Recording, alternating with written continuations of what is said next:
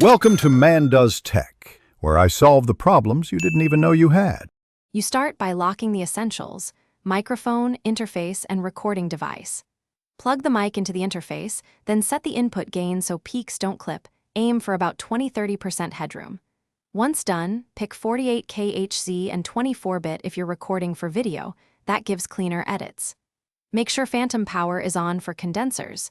If not, switch to a dynamic. Now do a quick test take to confirm levels and placement. Don't guess, listen. You now refine what you hear and where the mic sits. Put on closed-back headphones and check for latency. Enable direct monitoring if you hear delay. This avoids timing issues. Position the mic 6–12 inches from the source for vocals and angle slightly off-axis to reduce plosives and sibilance. Use a pop filter or foam windscreen. That protects clarity.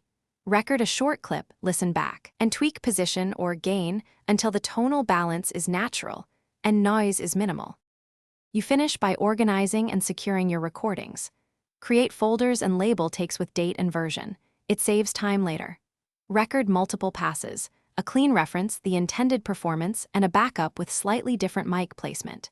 Keep gain consistent between takes so editing is easier. If something goes wrong, distortion, dropouts, or silence, check cables first, confirm drivers and sample rate settings match across devices, and watch CPU usage.